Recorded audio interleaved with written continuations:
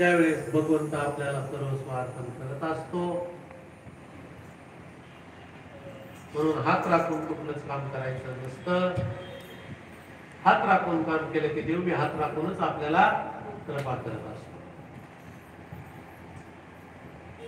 म्हणून पतिव्रते जसा प्रमाण अनेक प्रामाण्यता आहे. म्हणून माता देवती समाधीत झालेल्या आहेत. त्यांची रक्षा करण्यासाठी भगवान स्वयं तिथं आहेत.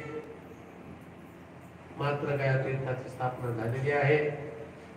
भाव तैसे फल नचले देवा देवापाशी फल दावे जाती कोणे रे राचिती हिरा हिरकणी काही आतून आयरणी तुका मने केले मन शुद्ध चांगले. गोपाल कृष्ण भगवान की.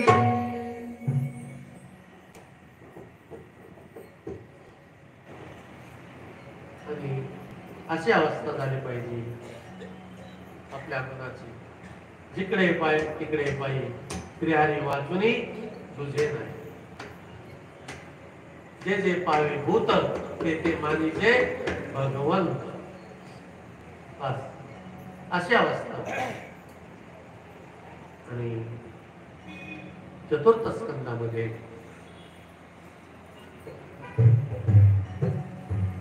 शास्त्राचा गाव मिटून जातो, पण शब्दाचा गाव मिटतो का? शेवटपर्यंत राहतो का नाही?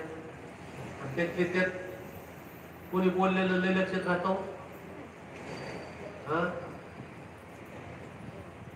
आई न कसा असू ना, आईचा इसरत ना असं आपला विषय तो नाही. परमार्थ हसवण्याचा किंवा रडवण्याचा नाही, परमार्थ करण्याचे साधन. एक वेळेस काय झालं,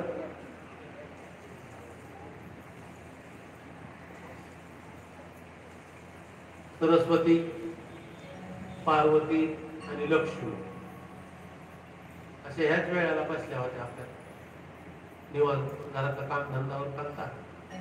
आणि तेवढ्यात नारदजी त्या ठिकाणी गेले. नारायण नारायण. नारदजीचं एक होत, असे गपचिप कोणाच्या घरी जात नव्हते. आवाज द्यायचे आणि सारखा जप मोठ्यानं करायचे. आमच्याकडे एक साधू होऊन गेले, चांगली झोप येऊस तर ते मोठ्यानं जप करायचे. रस्त्यानं चालायला तरी रामकृष्ण हरे, जेवताना बी रामकृष्ण हरे, आणि झोपी जाऊस तर बी रामकृष्ण हरे. त्यांचा आवाज बंद झाला की गावातल्या माणसं म्हणायचे आता महाराज झोपले. असे महान संत केस तालुक्यामध्ये झाले बघा. लवरीला बडे बाबा, कुणी त्या भागातला असलं तर, कुणी आहे का बडे बाबाच्या भागातलं? तर सतत पुकार त्यांचं नाम रामकृष्ण हरी. तसं नारद कुणीच होतं, नारायण नारायण नारायण